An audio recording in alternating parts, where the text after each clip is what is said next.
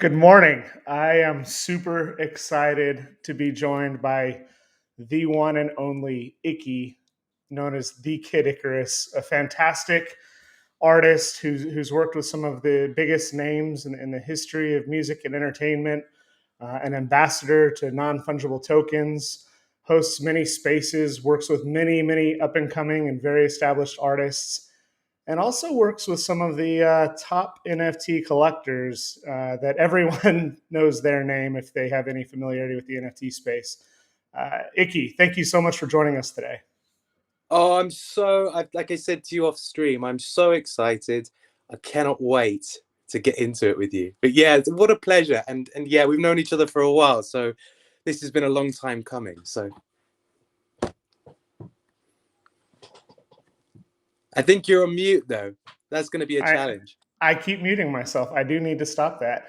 Yeah, don't Um, bother. Don't bother. Let's just do it. Let's just talk. I was just gonna come on stream and then just shut up and let you go. I like Christian's comments always are. So very briefly, Christian actually introduced us. So No Creative Abode, who's one of my favorite NFT artists of all time. And my best His space, by the way, my absolute bestest bestie in the space. Yeah, he's amazing. He's one of the most important. Well, speaking of important people, his not private discords, but his discords, home and everything. It's just phenomenal, and I encourage anyone who is an up and coming artist to definitely check him out. Check out his Discord. You're in there a lot. A lot of the regular people that I'm so excited to get to know, like Tina, Siobhan, Noe, are all very active participants in there as well. So thank you. So today we can take it in a lot of different tangents, but yesterday morning y'all announced an amazing project with art from Igor and Digital Animals. And when you started telling me about this offline and showing me behind the scenes stuff, I got incredibly excited. So can you give us a little background on this project? Oh, I'd love to. You know, I'd love to. What a special thing to be a part of. Yeah, first of all, yeah, thank you for bringing it up. Anyone that knows me, Malachi, knows that I'm a big advocate in this space for innovation and where it meets art. The idea of digitalism, right? As artists, we've all been doing our thing, and some is in the digital domain, and some in a far more broader, more traditional sense. And but what's so magic about this kind of digital renaissance, right, is actually the technology and what it does in terms of our ability to kind of express ourselves. And this project is that on the nose, right? It's where innovation meets gamification meets metaverse integration, and of course infinite utility. I love using infinite utility. That always gets a lot of collectors like, oh, infinite utility, but the idea of using the technology to kind of trigger these events. So its foundation is art. Yeah, it's an art-centric project, which a lot of kind of utility-driven things in this space aren't, and that's cool. That's absolutely cool for what they do. But we wanted to try and create this idea. 2021 has been an amazing year for collectible projects, right?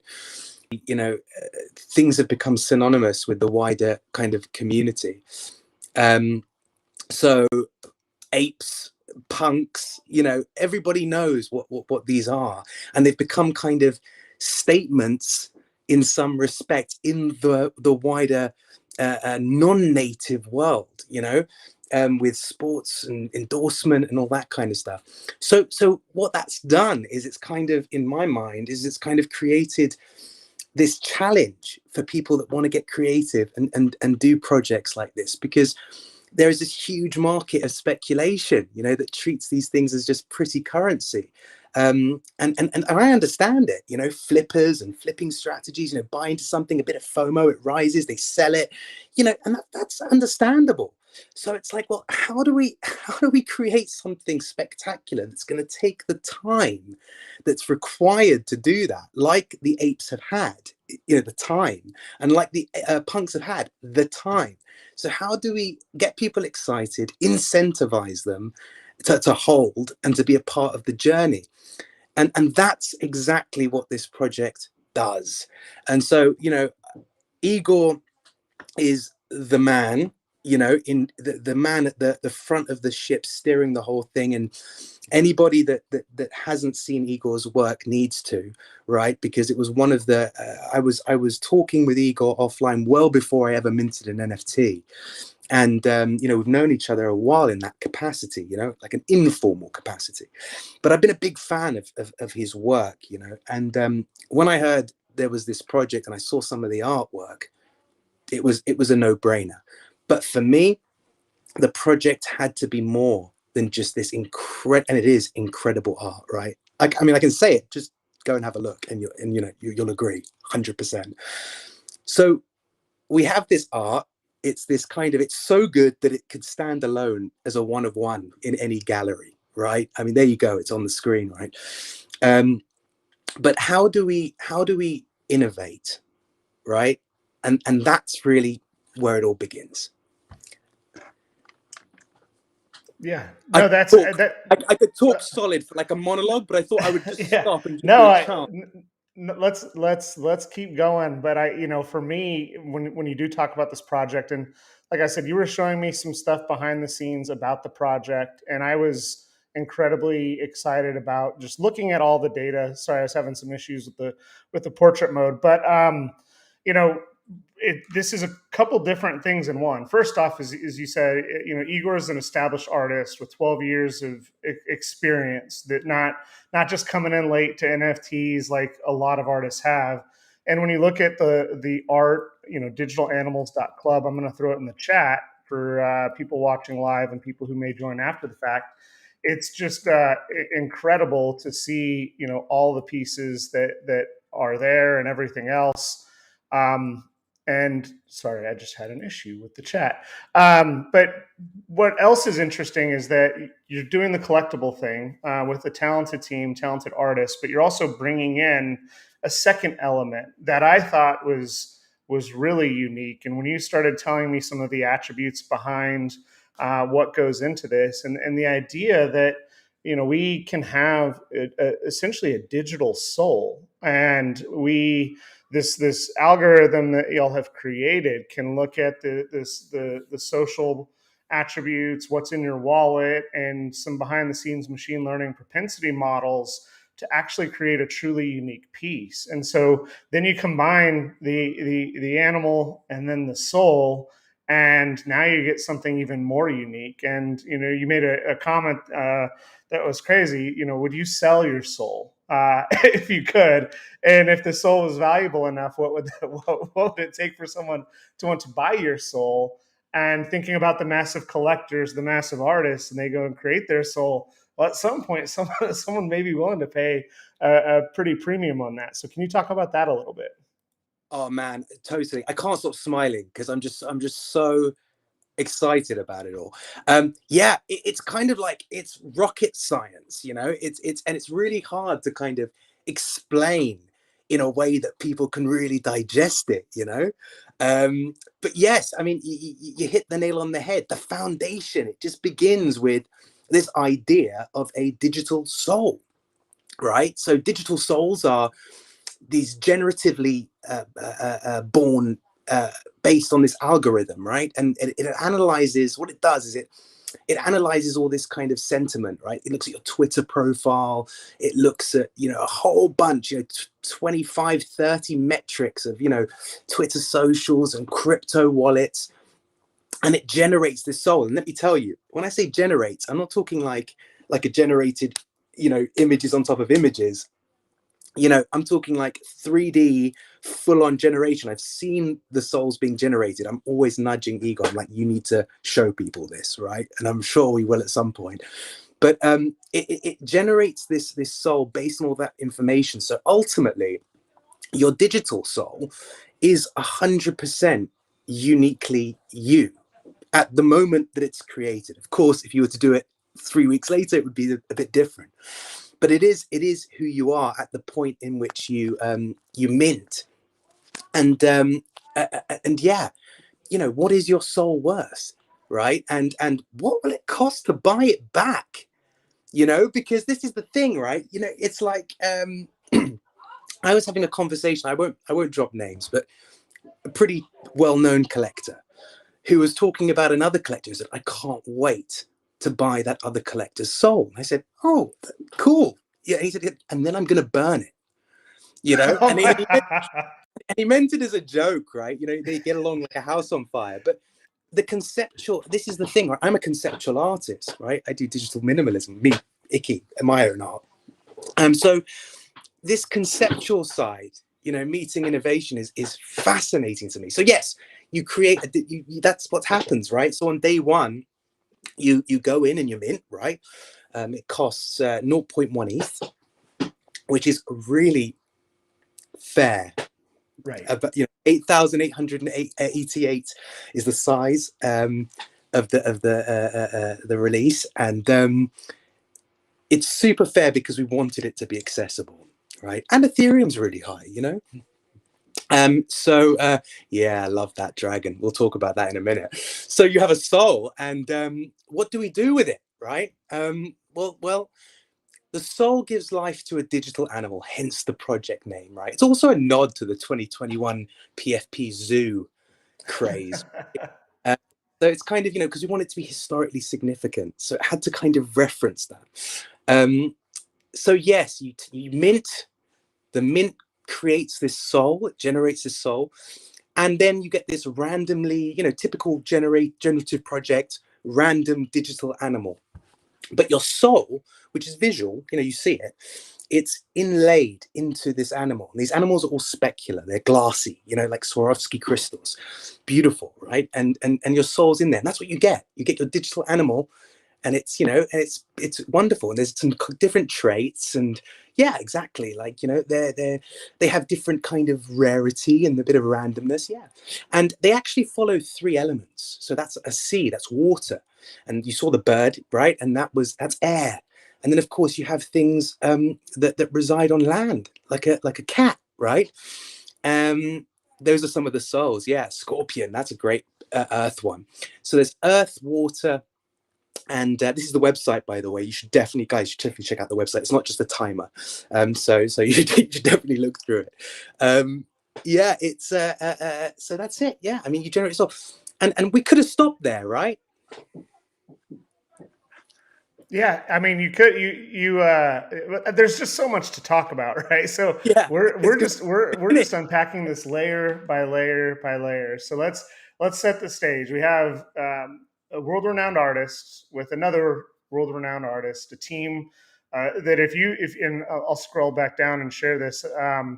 But when you look at the team, and I was sharing this on some of the private discords, and it's interesting because oftentimes we see these like projects that when you tell someone about the project, they're like, okay, is this the real deal? And it's like, yes, this is the real deal. So when you talk about the team that's come together and the amount of talent behind this, look at this. You It have really, 8, 12, yeah. 13, if you include Igor, who's not even listed on part of the dream team because he's listed above.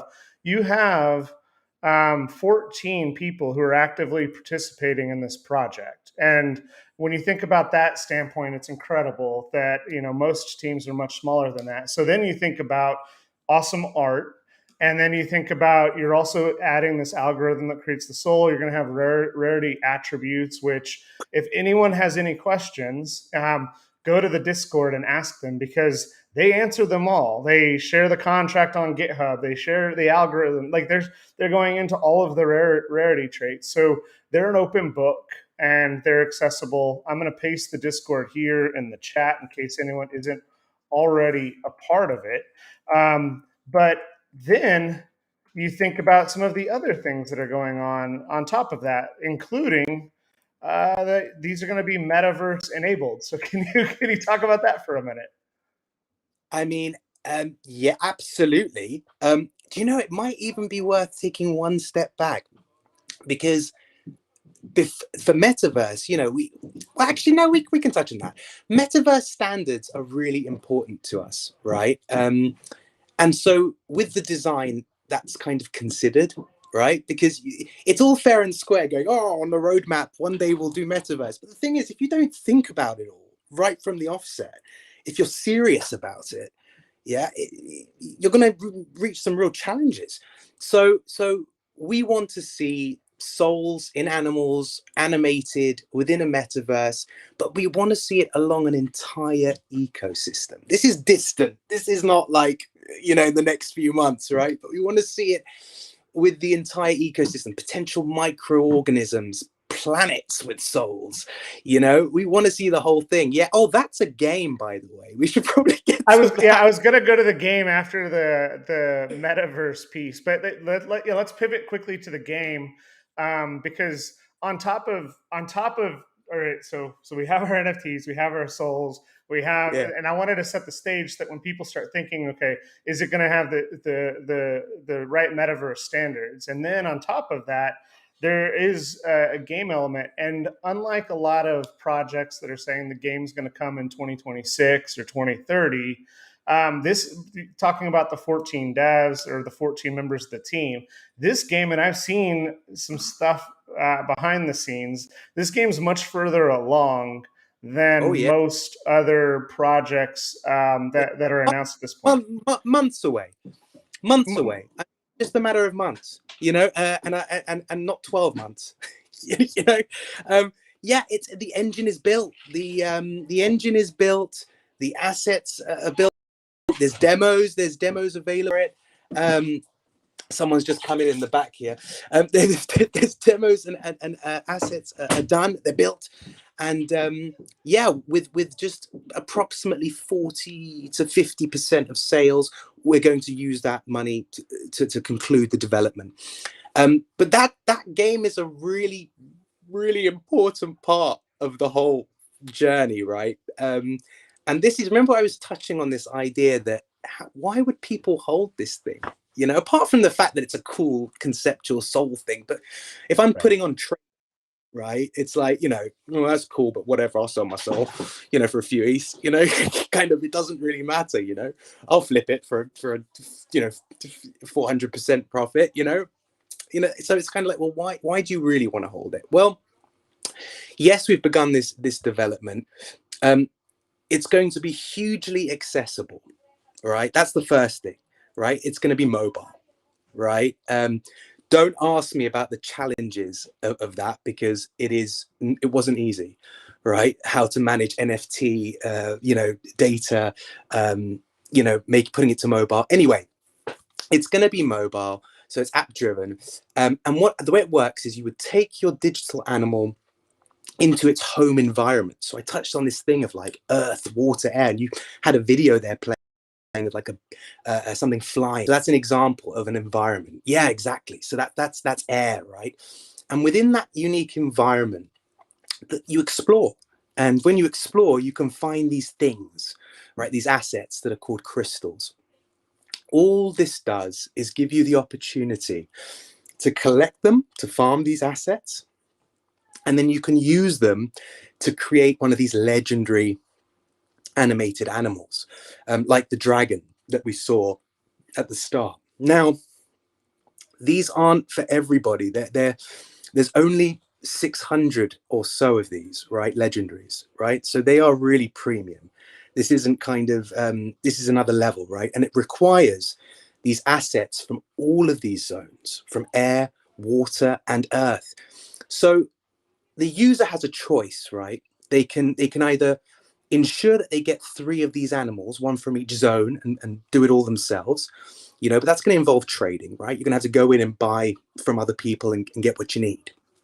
Or some animals have the ability to traverse multiple zones. So that's something to think about, right? Our friend the dragon can do all 3, by the way. But you can also just go to market and buy the actual things you need, you know, the ingredients, the recipe, right? The crystals. So someone said to me when I was explaining this, like, oh, okay, so I have to pay to basically get my legendary, and, you know, and I said, well, you could also just take your animal in and create your own market, right? People that are desperate for the crystals in your zone, right, might be willing to pay you for your crystal, so you can farm and create this own marketplace. So if you have your animal, and you're in the game, you can create an entire, until these legendaries are created, you have the potential to benefit from that, let's say, right? I don't want to use the money word, but it's possible. You can create a market. So this is the idea. You have a choice, right? Play the game, seek out the crystals, trade animals, enable new zones, or simply just go to market and purchase what you need. And while you're at it, if you want to trade up because you don't want to invest the money, you just want to farm and sell that and then buy and just trade up, then you can do that too using a secondary market kind of mechanic. So there's that the That's game is cool. Yeah, I mean, this is this is lofty, and we've been talking a lot behind the scenes. I've said that a few times now, and when you and I first started talking, the ideas were to really have you on to talk to some of the awesome artists, and then both of us with our respective projects have just been heads down in a lot of different ways, and so. I'm excited to have you on again with Lauren. We're going to keep going, but I just wanted to make a comment because Lauren's commenting, and Lauren's a big part of NFT Culture now. She runs our daily spaces. We're going to be doing a space right after this on Twitter. Icky would love to have you if you can come on for a few minutes. But we do daily spaces. So shout out to Lauren. She's awesome. And she's going to be helping us with some of these artist interviews. And I know you and her are going to be on stream in the near future. But just to reset in case anyone tuned in a little bit late to where we're at right now. So first, we have awesome NFTs, 8,888. Shout out to 888. And the He likes the project. NFTs. He likes the project. I'm sure he does. I didn't want to name drop, but I know that If I did, it'd be a long list. No, honestly, I don't want. I don't want to. Yeah, I'm not into that either. But if you come to the Discord and have a look, I mean, they're there, right? So you can always have a look in the Discord. we're blessed and thankful that 888 NFT Culture is one of the 888 accounts that they follow, and I've chatted with them briefly on Twitter. That's it. I've talked to Carson Daly. She's come on stream with us, and we're thankful Yeah, to yeah, everyone who comes on. So anyway, I didn't want to derail us too much, but we have awesome NFT, awesome artists. Then we have a soul that is being generated from this. Then we have a game that has an economy associated with it. And then we have metaverse compliance. And yeah. so when you look at the 12 to 14 people involved in this project, it all starts making a lot more sense. I'm excited for this one. And I feel like what is it? Those ads. That's not all. That's not But even wait, all. there's more. Wait, there's more. Yeah, there's. I'll keep it quick. I mean, souls, like I said, are the foundation, and there's going to be some cool soul mechanics, right?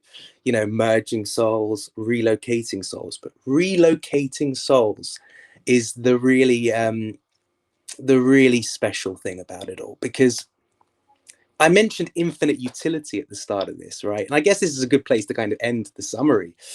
Is yeah, you've got this amazing art, you've got these generated souls, you've got this game, you've got this metaverse integration, and then you've got this idea of taking your soul and relocating it. So I say to people, what if I don't know, what if your ape or mecha had a soul, and how could that trigger unique utility events? And that's really all I can say about that at the moment, because I might be murdered. I'd love to it, but I really can't say more about that. But it's just consider that. Consider that. What if you could take that soul with you somewhere else? Where data has persisted. Well, you won't be able to do that if you sell it, but that's another story. Well, you might have to buy it back, and it might cost a premium at that point because of what it's been used for and how it's evolved, let's say. So that's really it, right? Yeah. That's awesome. And there was a quick question about some of and I know if you have questions, once again, go to the Discord. I pasted it up earlier because as these common questions are coming up, they're adding it to the FAQ. The team's very active, and I'm impressed with how responsive everything is. But one of the questions here is how will you ensure that people are able to just who are able to just pay for crystals don't end up with the limited legendary. So you want it to be play to earn, you want it to be accessible, but some of the flaws that we are seeing right now with these types of economies is the wealthy don't have to play; they just come in and buy everything. Yeah, yeah. So there's so many. This is a really great question, by the way, and I got to say we don't have the answer right now. But what we do, but we do have this as a consideration. It's a tricky one to solve because there's a lot of there's a bit of a dilemma here. A market is about demand and supply. Right. So if people are conscious that someone's just going to come in and buy up the whole stock, then up the price. And because if these crystals cost 30 ETH each, I'm sure they're not going to buy up all the stock. It's so there's an element of Right. market demand and supply, but then but that's quite a shrewd way of looking at it, right? And in reality, we're not about that. We're not about being shrewd. We want it to be relatively, it has to have a relative integrity, and that means considering mechanics that equal fair. People should be able to go out things that they need and want, right? That's the idea, because all of that funding goes into us taking the journey forward. So we have to make money. That's we're a business in that respect, and I'm just being completely honest about that. As much as we're here for loving the project, it's a business, and where we want to go is far greater. So yes, we absolutely want people playing the game. Pay to earn, I wouldn't say it is, because it's very much just a side product of the Okay. mechanics of it. So the fact that you can sell your crystals if you want to and buy other crystals is just to actually make it easier for people, because we don't want to say to people, well, you're actually walled away from being able to get a legendary unless you go in and buy another NFT, which is the one that needs to go into the air, or the one that's Right. forced.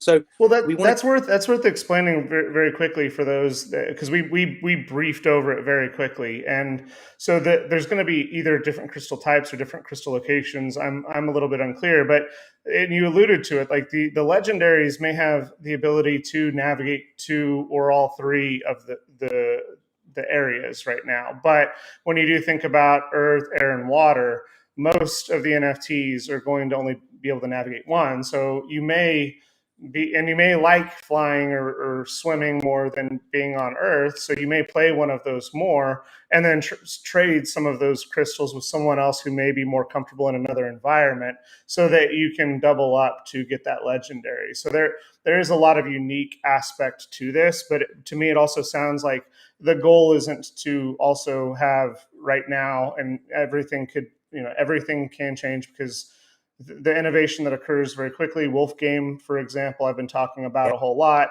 An yeah, economy can take off by itself, and so it sounds like y'all's goal is not right now to have the token be this own thing that just lives and goes off on its own, where it becomes a security by itself. But this is really focusing on gameplay to essentially achieve to get better features for your NFT. exactly. And it's about kind of, if you buy into the project and you pay your zero point 0.1 and you mint, right, or you buy a digital animal with your soul, then you're a part of the journey, right? And we don't want to wall off anyone. If we want to do a separate project like some of the expansions I spoke about, microorganisms or planets, then we'll present it that way, and we'll say, this is a new mint, right? And this has got a different purpose, although it sits within the same umbrella. But the game is a part of what we're introducing with this project. So it's about being able to take you on that journey, being a part of it, and not provide no restrictions in terms of your ability to progress in that journey. There is a potential byproduct. The question that was asked was a great question, because it's kind of well, that's a nice intention, Icky, but let's be real, there are people out there that could easily game that. and it's our responsibility to find the right balance. And so the team, the structure, the way it's being designed, and the team is set up in a way that is very agile, and so feedback is going to be crucial. So if you're part of the community and you're engaging with us, we're all ears, and we welcome great ideas. In fact, we've already heard so many great ideas, and like I said, we've got a great team, so we can respond to those things very quickly. That's awesome. And there's more to come on this, definitely. Icky, we've been going for 30 minutes. I had a bunch of tough questions for you that I wanted to get into, but I want to be cognizant of our time, and I definitely want to make sure that we bring you back on. And so maybe I'll save some of those questions. Do you have any final comments that you can share on the project? Where can people find you? Where can people find the project? Yeah. So first of all, thank you for having me. Thank you for letting me talk about the project. My strategy worked to talk you out of the opportunity to ask me tough questions. I just want you to played, and I won this. That's 1-0. But no, look, I really appreciate it. If you guys want to know more about the project, you can find me, and it's in my bio, or you can go straight to at di_animals on Twitter.